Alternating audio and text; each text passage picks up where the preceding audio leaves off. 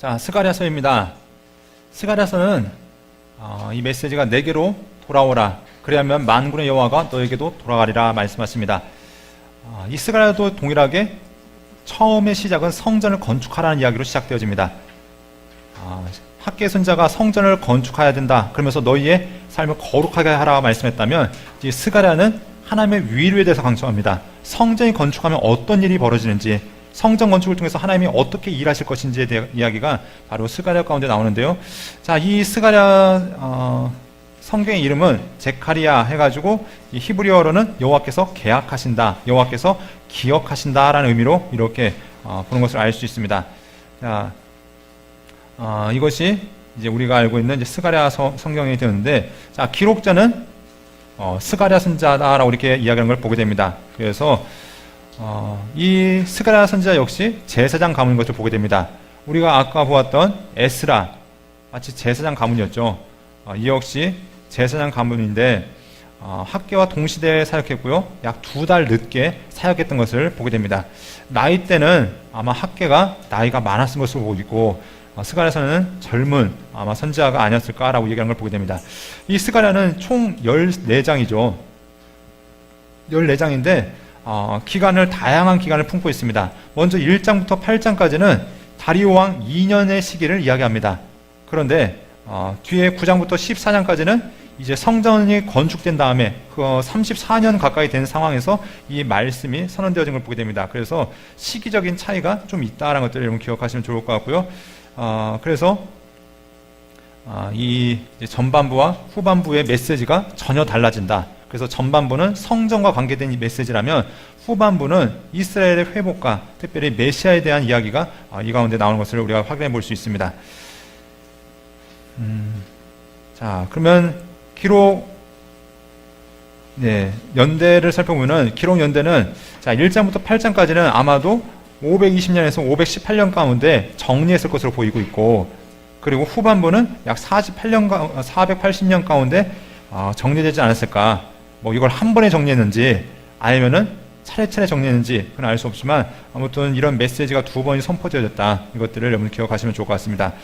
자, 전반부의 기록 목적, 메시지가 시기가 달라지면서 기록 목적도 전혀 달라집니다. 앞에 부분의 목적이 다르고 뒤에 부분의 목적이 다른데, 앞에 부분의 목적은 무엇이냐면 이스라엘 백성들이 포로에서 돌아왔는데 이제 성전을 지으면서 어떤 일이 벌어지냐면 그들이 하나님 앞에서 거룩해져야 된다, 성결한 삶을 회복해야 된다는 이야기가 첫 번째 기록 목적인 것을 보게 되고요. 자, 두 번째 기록 목적은 무엇이냐면 성전 재건이 멈춰졌는데 그들도 얼마나 힘들었겠습니까? 그들을 위로하는 메시지가 있습니다. 이들을 보면은 어떻게 보면은 하나님께서 기억했던 사람들이죠. 하나님께서 얼마나 정말 기특하게 여겼던 사람들입니까? 그런데 현실의 문제 때문에 지금 좌절하고 주저앉아 있는 자들이 이들입니다. 이들에게 하나님께서 소망의 메시지를 주는 겁니다. 야, 지금 너희 현실, 하나님의 약속을 붙들고 왔지만 현실에 나아진 거 별로 없지. 뭐 왔다고 갑자기 부자가 된 것도 아니고, 갑자기 누가 뭐 후원물자가 와서 뭐 성전이 막 건축되는 것도 아니고, 그렇다고 뭐 논밭에서 풍성한 이런 것들이 나오는 것도 아니고, 삶은 이렇게 처참한데 그래도 하나님의 약속을 붙들고 왔던 그들에게 하나님께서 이제 그들에게 소망을 주신 겁니다. 지금은 너희가 이런 상황이 있지만 걱정하지 마. 내가 이스라엘을 회복할 거야.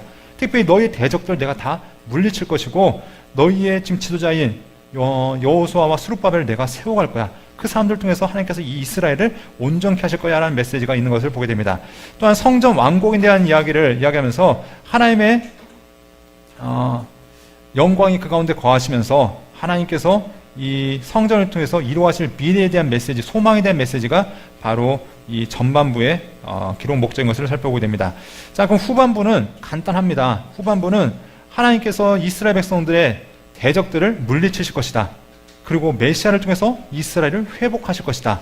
이것들이 가장 큰 메시지인 걸 보게 됩니다. 그래서 하나님이 홀로 높임 받으실 것이다. 이런 메시지가 있는 것들을 보게 됩니다.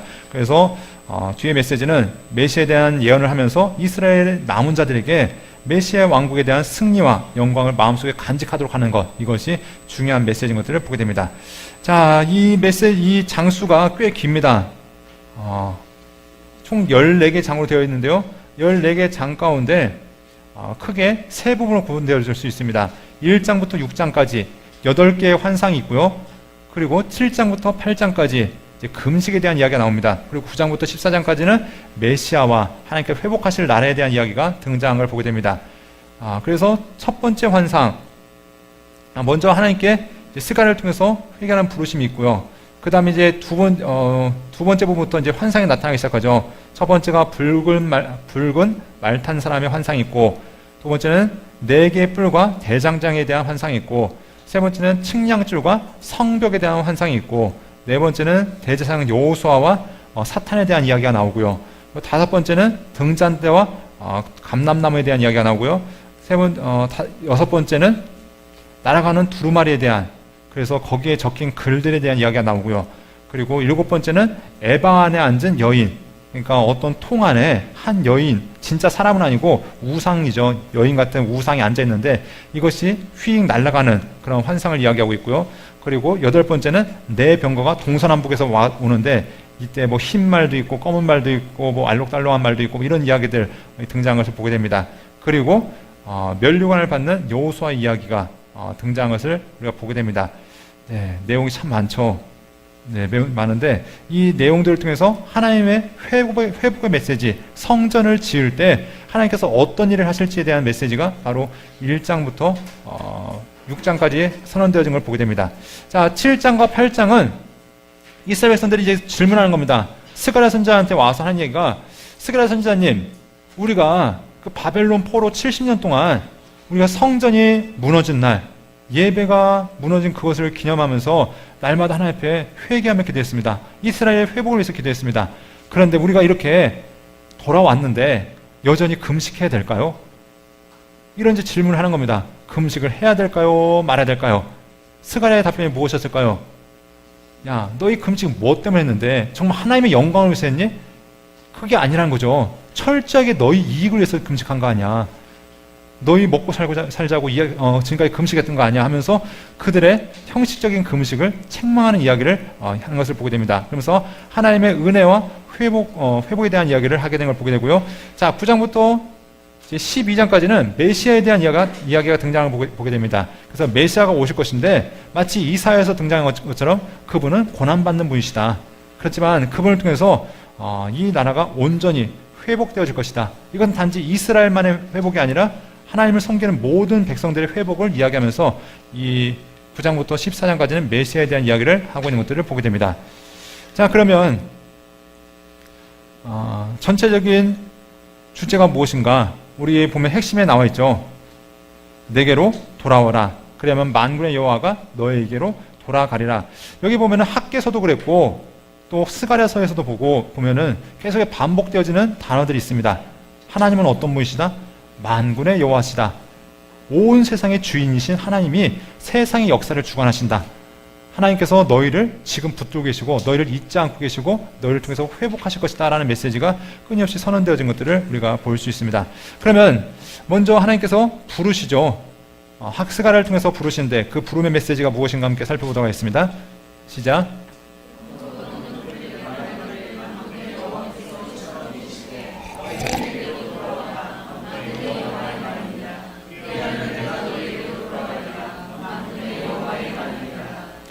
하나님께서 이스라엘 백성들에게 돌아온 유대 백성들에게 유다 백성들에게 말씀한 바가 무엇이냐면 돌아오라는 것이죠.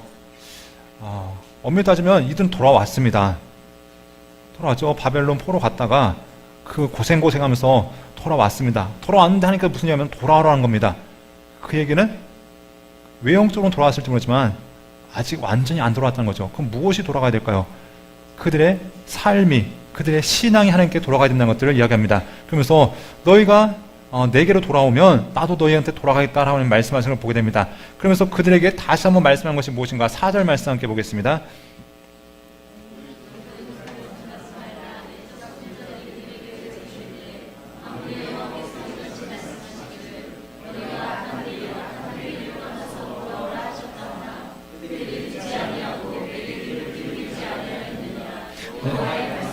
네, 구체적으로 이제 돌아옴에 대한 이야기를 하고 있습니다. 과거 선지자들이 끊임없이 하나님 앞에 돌아오라고 얘기했잖아. 너희 우상에서 돌아오고 또 이방 여인과의 결혼을 끊어내고 오직 하나님만 섬기라고 얘기하고서 끊임없이 돌아오라고 얘기했는데 너희가 안 돌아왔다. 그런데 지금 너희가 왔는데 여전히 너희 가운데 그 악이 남아있다는 겁니다. 그래서 너희의 악한 길, 악한 행위를 떠나서 돌아오라고 하나님께서 다시 한번 그들에게 요청하신 것을 보게 됩니다. 그러면서 이제부터 하나님께서 환상을 8가지를 보여주십니다. 이 환상의 구조는 어떻게 되냐면은 범위가 점점 넓어졌다가 줄어들었다가 4번째, 5번째 환상을 기점으로 다시 이제 확장되어진 걸 보게 됩니다. 그러니까 범위가 확장됐다가 점점 축소되었다가 다시 확장되어지는데, 자, 그러면 이 메시지들이 무엇을 얘기하는가? 자, 스가랴가 밤에 보니 진짜 봤던 게 아니라 이제 환상을 보게 되는 겁니다. 한 붉은만 타는 사람이 이제 나무 사이에서 나왔는데 여러 말들이 있습니다. 그러면서 이 말들이 무슨 말입니까? 이 천사에게 묻게 됩니다. 근데 천사가 하는 얘기가 뭐냐면은 이는 여호와께서 땅에 두루다니라고 보내신 자들이다. 하나님께서 세상을 정탐하라고 보낸 자들이다. 그랬더니 이들이 보고하는 내용이 무엇이냐면 온 땅이 평안하고 조용하더이다 하더라. 여러분, 좋은 얘기입니까? 안 좋은 얘기입니까? 네, 우리 조선 후기에 선교사들이 와서 한국에 대한 보고를 하면서 한국은 고요한 아침의 나라입니다. 이런 고백을 했습니다. 네, 2가지 의미가 있죠. 한국 사람들의 그 삶의 품성이 좋다, 평온하다 이렇게 얘기할 수 있지만, 여러분, 아침은 어떤 시간입니까? 하루 중에서 가장 왁작지껄하고 부산한 시간이 아침입니다. 고요한 아침이라는 것은 그 땅에 얼마나 소망이 없는지, 그 땅이 얼마나 지금 침울한지 그것들 이야기하는데, 천사들이 와서 하는 얘기가 무엇이냐면은 이 정탐꾼이 와서 하는 얘기가 그 땅이 평안하고 조용합니다. 이 땅에 아무 일도 일어나지 않고 있습니다. 하나님의 약속을 붙들고 와서 이 땅이 무엇인가 활기차게 일어나야 되는데 그냥 잠잠합니다. 그리고 지금 이렇게 보고하고 있는 것들을 보게 됩니다. 이때 천사의 고백이 무엇이냐면, 하나님, 이 땅을 언제 불쌍히 여기시겠습니까? 지금 이렇게 된 지가 벌써 70년이 지났습니다. 하나님, 이제 이 땅을 회복시켜 주옵소서라고 하나님께서 이 땅의 회복을 하나님께 간구하는 것들을 보게 됩니다. 그러면서 하나님께서 이제 하신 것이 무엇이냐면, 이스라엘을 이렇게 평온케 만들었던 그 나라들 하나님께서 심판하시겠다라고 말씀합니다. 그래서 하나님께서 이스라엘을 위해서, 예루살렘을 위해서, 시온을 위해서 질투하면서 아니란 나라들, 이스라엘을 괴롭혔고 방주했던 그 모든 나라들 하나님께서 친히 하나님께서 심판하시겠다라고 말씀한 걸 보게 됩니다. 그래서 하나님께서 불쌍히 여기시고 이 땅에 하나님의 집이 세워질 것이다. 하나님께서 예루살렘에 먹주를 치시면서 친히 이 땅을 회복하실 것을 이야기하고 있습니다. 자, 그리고 2번째 메시지가 무엇입니까? 4개의 뿔에 대한 메시지입니다. 다시 이제 이 스가랴가 환상을 보게 되는 거죠. 환상을 봤더니 4개의 뿔이 보입니다. 그러니까 모르니까 어떻게 합니까? 계속 묻습니다. 하나님, 이건 도대체 뭡니까? 그랬더니 하나님께서 무슨 얘기냐면은 유다와 이스라엘과 예루살렘을 흐트러뜨린 뿔이다. 다시 말해서 주변의 열강들을 얘기할 수 있겠죠. 구체적으로 얘기하면은 아수르도 있었을 것이고 바벨론, 페르시아 이런 나라들 얘기할 겁니다. 그런데 하나님께서 무슨 얘기 하시면은 그 나라를 그냥 내버려두지 않겠다는 거죠.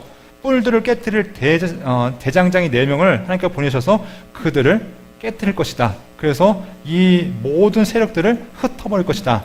우리는 역사 속에서 알고 있습니다. 그 모든 나라들 화려했지만 결국 역사 속에 흔적만 남아있는 것들을 보게 되죠. 페르시아, 과거 찬란했던 역사, 페르시아의 후손들이 누구냐면 바로 지금 이란이라는 나라입니다. 이란의 조상이 바로 페르시아죠. 그 나라도 비록 지금 세계 역사에서 좀 이제 중동 지방에서 이름이 있지만 세계 역사 가운데는 그렇게 두각을 드러내지 못하고 있는 것들을 보게 됩니다. 결국 하나님의 나라를 대적했던 그 모든 나라들 하나님께서 말씀하신 대로 모두 깨뜨려 버렸던 것을 보게 됩니다. 자, 3번째 측량줄입니다. 하나님께서 또 어떤 사람이 보니까 측량줄을 잡고 있습니다. 그랬더니 또 어떻게 해야 돼요? 물어봐야죠. 저는 뭡니까? 그랬더니 하나님께서 또 이제 친절하게 답변해 주십니다. 예루살렘을 측량해서 그 너비와 길이를 보고자 한다. 그러면 왜 그렇습니까? 했더니 그 예루살렘이 차고 넘칠 것이다. 지금은 몇 명 안 들어와서 아주 조촐한 성일지 모르지만 그 땅이 정말 어떻게 보면 다른 표현을 하면 성벽이 터져나갈 것이다. 얼마나 사람이 차고 많은지 그 땅에 차고 넘칠 것이다. 그래서 하나님께서 흙으로 짓지 않은 벽, 하나님께서 친히 그 성벽에 되어줄 것이다. 불로 둘러싼 성벽이 되면서 하나님께서 그 땅을 지키실 것이라고 이야기하는 걸 보게 됩니다. 끊임없이 메시지들이 무엇이죠? 이스라엘을 회복하실 것이다. 하나님께서 이스라엘을 붙드실 것이라는 메시지가 있는데 언제? 바로 성전이 건축되어질 때, 그곳에서부터 하나님께서 시작하시겠다라고 말씀한 걸 보게 됩니다. 자, 그리고 하나님께서 그날에 어떤 일을 하시는가? 그날에 많은 나라가 여호와께 속해서 내 백성이 될 것이요 나는 내 가운데에 머물리라 하면서 하나님께서 친히 그 성전의 중심이 되어지고 모든 백성들이 이스라엘만이 아니라 모든 나라 그 나라에 몰려들 것을 성경은 이야기하고 있습니다. 자, 그래서 하나님의 회복을 끊임없이 말씀하고 있습니다. 이제 구체적으로 그러면 누굴 통해서 하나님께 일하실 것인가? 그 대제사장에 대한 환상 하나 보여주신데 환상해봤더니 대제사장이 누구랑 시비가 붙었냐면 사탄이랑 시비가 붙었습니다. 우리가 욥기에 보면 거기서도 하나님께서 이제 사탄과 이제 대화를 하시죠. 근데 사탄이 하나님에게 보시면 하나님 저 욥 하나님께서 잘해주니까 그런 거 아닙니까? 저 욥이 하나님께서 까닭이 없이 그 사람이 하나님을 섬기겠습니까? 그 까닭에 대해서 얘기했잖아요. 그런데 여기서는 또 이제 시비를 거는데 무슨 시비를 거냐면 그 욥을 저희 이 여호수아 제사장을 보십시오. 예수와 제사장을 보십시오. 그 옷이 더럽지 않습니까? 그러니까 그 옷의 행실의 더러움을 어떤 사람은 이방인과 결혼하지 않았을까라고 얘기하는 사람이 있는데 어떤지는 모르겠습니다. 정확한 그 죄에 대해서는 알지 못하지만 이 사탄이 하나님 앞에 고발하는 겁니다. 하나님 얘 죄인입니다. 얘는 제사장 자격이 없습니다. 그랬더니 하나님께서 어떤 일을 하시냐면 야, 옷 벗겨. 그래가지고 하나님께서 어떻게 하시면은 친히 그 모든 옷을 정결케 입혀주셨다라고 말씀하십니다. 그래서 하나님께서 이스라엘을 친히 회복하실 것이다. 우리의 더러움, 우리의 그 악함을 하나님께서 친히 씻어주시고 용서하실 것에 대해서 회복에 대해서 이야기하는 것을 말씀하고 있습니다. 자, 그리고 5번째 환상입니다. 숭금 등잔 때와 감람나무를 이야기하면서 자, 또 이제 물어보는 거죠. 희한한 걸 보게 되는 거다. 숭금 등잔대가 있는데 또 두 감람나무가 있는데 이게 뭡니까? 물어봤더니 자, 만군의 여호와께서 말씀하실 때 이는 힘으로 되지 아니하며 능으로 되지 아니하고 오직 나의 영으로 되느니라 하면서 이게 바로 스룹바벨에 대한 이야기야. 방금 전에는 누구에 대한 이야기냐면 여호수아에 대한 이야기였다면 하나님께서 부르신 스룹바벨을 하나님께서 이렇게 세우실 것이다. 마치 감람나무로부터 기름이 등잔에 공급되듯이 하나님의 능력이 스룹바벨에게 임할 것을 이야기하고 있습니다. 그래서 스룹바벨의 손이 이 성전의 기초를 놓았은즉 그의 손이 또 그한 그 일을 마치리라 하면서 하나님께서 스룹바벨을 세우셨다라는 것들을 다시 한번 인정해 주신 것들을 보게 됩니다. 그래서 아까 얘기했던 여호수아와 스룹바벨을 하나님께서 붙드신다. 이 둘을 통해서 하나님께서 이스라엘을 회복하기 원하신다라는 그 하나님의 메시지가 선언되는 것을 보게 됩니다. 자, 날아가는 두루마리가 있죠. 여기에는 무엇이냐면 두루마리, 다시 한번 성경 이야기하는데 여기에 온갖 율법의 저주들이 적혀 있습니다. 그러면서 이것들을 이제 보면서 또 물어보는 거죠. 이게 뭡니까? 물어봤더니 이것은 온 땅에 내리는 저주다. 도둑질하는 자, 이쪽 글대로 끊어지고 맹세하는 자는 그 저쪽 글대로 끊어지려 하면서 하나님 말씀이 이제 이 땅 가운데 바로 설계될 것인데 말씀에 비추어서 하나님의 심판과 하나님의 징계가 있을 것을 이야기하고 있습니다. 이제 이 회복되어야 된다는 어떤 나라인가? 하나님께서 바라시는 나라는 단지 성전의 외형이 세워진 나라가 아니라 말씀이 세워지는 나라를 이야기하고 있습니다. 그래서 이 땅에 더 이상 불의와 불법이 세워지지 못하고 오직 하나님 말씀 안에서 이 땅이 회복될 것을 이야기하는 걸 보게 됩니다. 자, 7번째 여인은 에바 안에 앉은 여인인데 이 에바가 무엇이냐면 그릇을 얘기하죠. 그릇 가운데 한 여인이 앉았는데 진짜 사람이 아니라 그냥 우상 덩어리가 하나 앉아 있습니다.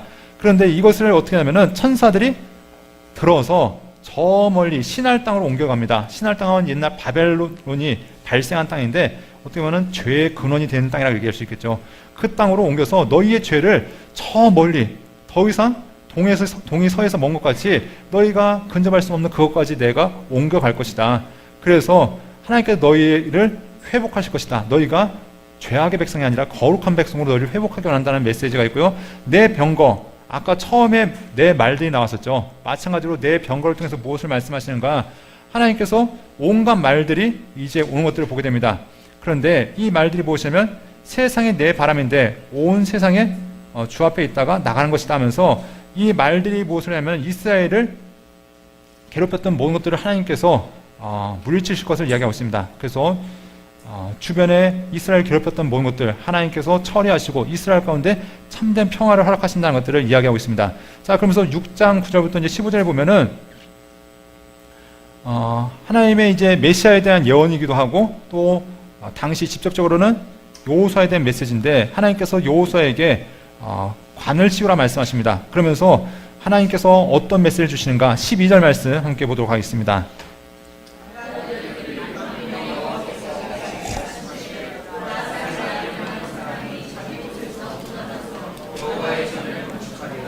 자, 하나님께서 여호수아를 통해서 하나님의 전을 건축하실 것인데 또 미래적으로 하나님께서 싹이라고 이야기하는, 우리는 이 메시지가 바로 메시아에 대한 예언으로 우리가 보게 되는데, 이분이 일어나서 여호와의 전, 주님께서 친히 몸으로 이 땅을 오시면서 하나님께서 원하시는 그 하나님의 완전한 교회, 하나님의 전이 이루어진 것들을 이야기하는 것을 보게 됩니다. 자, 그래서 하나님께서 이 여호수아와 스룹바벨을 통해서 하나님의 회복이 있을 것을 이야기하는 것들을 보게 됩니다. 자, 그 다음에 이제 7장부터 8장까지 이야기는 하나님께서 이제 이스라엘의 직접적인 삶의 문제들을 다루기 시작합니다. 이들이 이렇게 물어봅니다. 금식에 대해서 여쭙는 거죠. 만군의 여호와의 전에 있는 제사장들과 선지자들에게 물어 이르되 내가 여러 해 동안 행한 대로 5월 중에 울며 근심하리까 하면서 백성들이 묻는 겁니다. 저희가 지금까지 70년 동안 금식해서 지금까지 보내왔는데 우리가 계속 금식을 해야 됩니까? 금식을 그만해도 됩니까? 이렇게 했더니 그 금식이 어땠냐면은 넷째 달에는 언제 금식했냐면 성벽이 파괴된 것을 기념하면서 금식했고, 다섯째 달에는 예루살렘 성전이 완전히 파괴된 것을 기억하면서 금식했고, 일곱째 달에는 그달리아가 암살당한 것을 기념하면서 금식했고, 또 열째 달에는 예루살렘 성이 포위된 것을 기억해서 금식했는데, 이렇게 4번씩이나 금식했는데, 자, 우리가 계속 금식을 해야 됩니까? 말해야 됩니까? 라고 이제 질문을 하고 있는 겁니다. 그때 하나님의 말씀이 무엇이냐면, 너희는 진실한 재판을 행하며 서로 인애와 긍휼을 베풀며 고아와 과부와 나그네와 궁핍한 자를 압제하지 말며 서로 해하려고 마음을 도모하지 말라 하였으나, 자, 이들에게 원하신 것들이 바꾸는 게 아니라 하나님 뭐를 원하셨습니까? 사랑을 행하는 거. 너희가 하나님 백성으로 진실하게 행하는 것을 얘기했는데 너희는 그렇게 안 했다는 것이죠. 그러면서 하나님께서 그들을 불러도 그들이 하나님 앞에 불순종하고 하나님 앞에서 끊임없이 어긋나갔다는 것을 이야기하고 있습니다. 그런데 이렇게 하나님께서 다 백성들을 흐트러버렸는데 그들은 하나님의 뜻 안에서 하나님께 돌아올 생각은 안 하고 그냥 밥만 굶으면서 하나님 우리를 회복해 주십시오 그러고 있었다는 것입니다. 그러면서 하는 얘기가 무엇이냐면, 야, 너희 밥 굽는 거 다 너희 영광 위해서 했던 거 아니냐, 결국 너희 위해서 했던 거 아니냐 하면서 하나님께서 이제 무슨 얘기를 말씀하시는가. 자, 3절 말씀 함께 보도록 하겠습니다.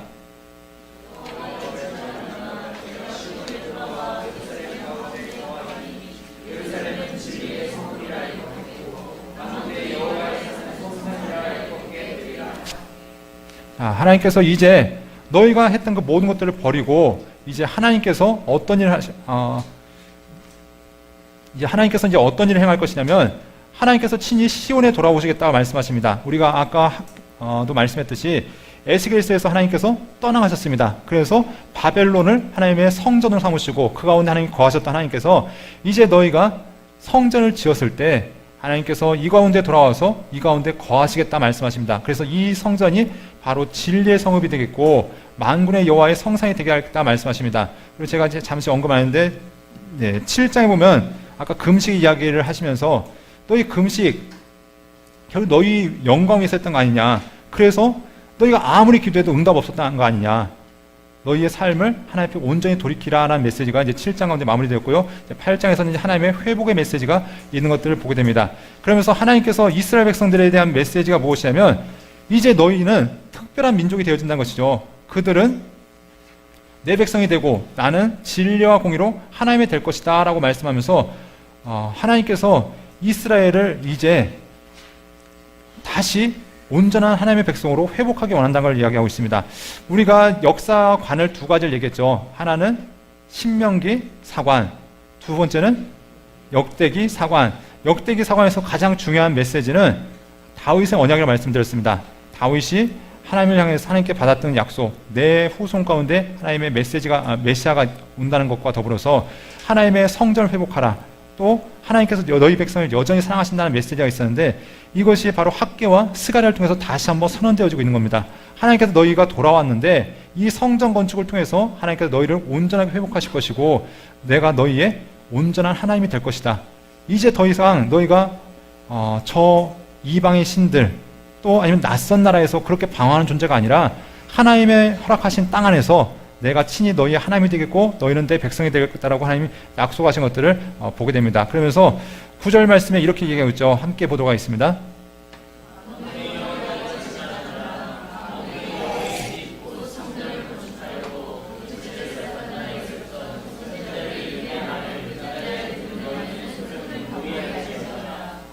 자, 하나님께서 말씀하신 것이 너희가 지금 학개 선지자와 스가랴 선지자를 통해서 메시지가 선포되어졌는데 이 말씀을 듣고 너희의 손을 견고히 하면서 하나님의 성전을 만들어 가라고 이야기하는 것들을 보게 됩니다. 그래서 하나님께서 이제 이 땅 가운데 회복을 허락하시는데 지금까지 너희의 소출이 나오지 않았다면 이제부터 하나님께서 복을 부어주시겠다라고 말씀하십니다.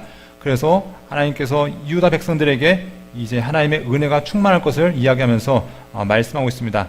그래서 이제 지금까지 너희가 금식하면서 고통스러워했던 그 모든 절기들이 기쁨의 절기가 되어질 것이다. 그러면서 하나님께서 너희는 진리와 화평을 사랑하라는 메시지로 하나님의 그 금식에 대한 이제 답변을 이제 완성하신 것들을 보게 됩니다. 9장부터 14장까지의 메시지는 내용은 이제 보면은 뭐 이방 나라를 하나님께서 어떻게 심판하실 것인지, 이스라엘을 어떻게 회복하실 것인지, 메시아 오셔가지고 어떤 일을 행하실 것인지 간단한데 이제 다양한데요. 간단하게 보면 메시아가 오실 것인데 그분은 고난 받으신다.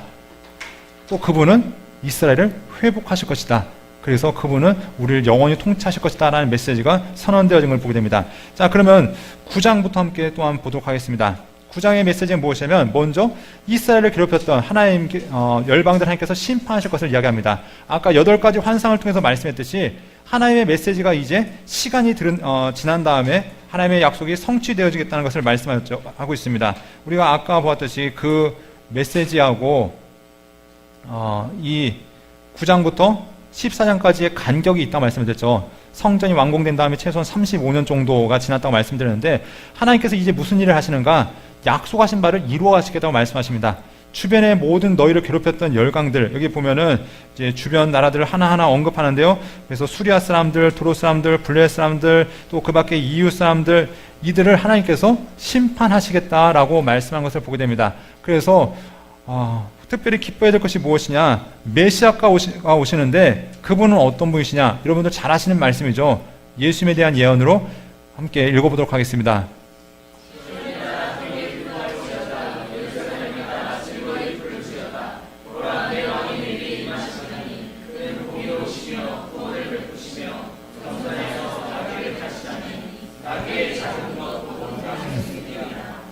자, 여러분 지금 현실은 어떠냐면 아직 에스라가 오진 않은 상황입니다. 그 얘기는 무엇이냐면은 성벽과 아직 그 모든 이스라엘의 그 터전들이 다 완벽하게 갖춰지지 않은 상황이란 것이죠. 그런데 이때 이들에게 무슨 얘기를 하냐면은 너희 기뻐해라. 왜냐하면 너희 가운데 메시아가 올 것이다. 야, 그분은 어떤 분이시냐면 우리를 공의로 다스리는 왕이시다. 지금까지 이스라엘 역사 가운데 살펴보면 다윗, 솔로몬, 히스기야, 요시야 빼놓고는 대부분 왕들은 제대로 된 왕들이 별로 없었죠. 좀 더 자세하게 얘기하면은 선했고 악했고 이런 왕들이 있었겠지만 이제 너희에게 진정한 왕이 오실 것이다. 그분은 세상을 통치하는 말 타고 오신 분이 아니라 겸손하신 분, 나귀 타고 오셔서 우리를 진정으로 다스리는 영원한 왕이 되실 것을 이야기하고 있습니다. 그런데 그분은 오셔서 어떤 일을 행하시는가? 자, 우리 11장에 보면은 그분은 고난받는 분이시다라는 것들을 이야기하고 있습니다. 그래서 이게 예수님의 마지막 십자가 달리기 직전에 이루어졌던 예언인데, 자, 10절부터 12절까지 보면 이런 얘기가 있습니다. 12절에 내가 그들에게 이르되 너희가 좋게 여기거든 내 품삯을 내게 주고 그렇지 아니하거든 그만두라. 그들이 곧 은 30개를 달아서 내 품삯을 삼은지라. 자, 이것이 예수님의 가룟 유다에게 배신당한 예수님의 그 예언의 성취로 우리가 알 수 있는 것을 보게 됩니다. 자, 결국 스가랴가 전했던 메시지가 무엇이냐? 하나님께서는 이스라엘을 회복하실 것이다. 그래서 이스라엘 나라를 주변 열강들을 하나하나 물리치실 것이고 이스라엘 땅 가운데는 부정한 것들을 하나하나 없애실 것이고 하나님께서 약속하신 메시아를 보내실 것이다. 근데 그 메시아는 어떤 분이시냐? 겸손하신 분이시고 그분은 고난받는 분이시다. 그분은 우리를 위해서 우리의 참 목자가 되시는데 세상에 자기 양을 잡아먹는 목자와 다르다. 그분은 자기 양을 아끼는 자이고 그분은 자기 양떼를 온전히 지키시는 온전한 메시아가 되신다는 것들을 이야기하면서 세상의 악한 목자들의 멸망에 대해서 이야기한 것들을 또한 우리가 살펴볼 수 있습니다. 자, 그러면서 이제 12장부터 14장까지 마지막 이제 이스라엘의 하나님의 구원과 메시아의 통치에 대해서 이야기하고 있는데요. 자, 12장에 보면 메시아의 가장 중요한 사명이 무엇이냐? 13장 1절에 보면 이런 말씀이 있습니다. 그날에 죄와 더러움을 씻는 셈이 다윗의 족속과 예루살렘 주민을 위하여 열리리라. 메시아의 가장 중요한 사명이 무엇이냐? 지금까지 죄를 씻기 위해서는 성전이라는 그곳에서만 죄가 온전히 씻어질 수 있었습니다. 그곳에서 제사를 통해서만 백성들이 거룩해질 수 있었는데, 메시아는 어떤 분이시냐? 바로 성전의 역할을 그분이 감당하실 것이다. 다른 얘기로 하면은 죄는 성전이 아니라 성전의 주인이신 하나님께서 죄를 용서하신 분이시죠. 그런데 그 성전의 주인이신 분이 이 땅에 오셔서 바로 너희의 죄를 용서하실 것이다. 우리가 복음서를 통해 보면은 이 모든 사역들이 예수님을 통해서 이루어졌던 걸 보게 됩니다. 예수님의 죽음을 통해서가 아니라 예수님 그분이 죄의 용서의 근원이 되으셨죠.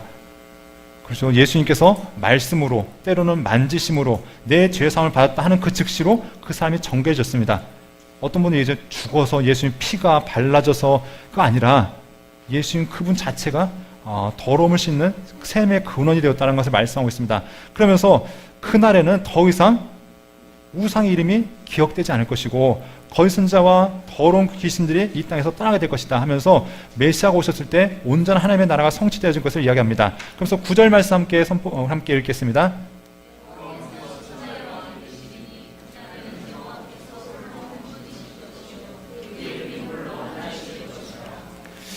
지금까지 하나님께서 바라셨던 것이 무엇이었을까요? 지금까지 이 스가랴부터 그 전 바벨 이스라엘 백성들이 출애굽해서 약 1400년경에 출애굽해서 지금 약 400년대 오기까지 약 1000년 동안 하나님께서 바라셨던 한 가지가 있다면 하나님을 하나님으로 인정하는 것, 하나님을 왕으로 인정하는 것, 하나님을 아버지로 인정하고 하나님을 남편으로 인정하는 것, 그래서 함께 동행 동거하는 것, 이것이 바로 하나님께서 이스라엘 백성들에게 요구하셨던 한 가지였을 겁니다. 그런데 이제 하나님께서 그렇게 하시겠다고 말씀합니다. 하나님께서 모든 나라의 천하의 왕이 되셔서 그날에서 홀로 높임 받으실 것이고 홀로 하나가 되실 것이라 성경은 이야기하고 있습니다. 이제 무너져 있던 모든 것들이 다 회복되어질 것이고 하나님께서 회복될 것인데, 그날에는 말 방울에까지 여호와께 성결, 하나님께서 바로 원하셨던 그 나라가 이루어질 것이다. 바로 누굴 통해서요? 예수님을 통해서, 메시아를 통해서 이 사역이 바로 이루어질 것을 이야기하고 있습니다. 그래서 21절 말씀 한 목소리로 읽겠습니다.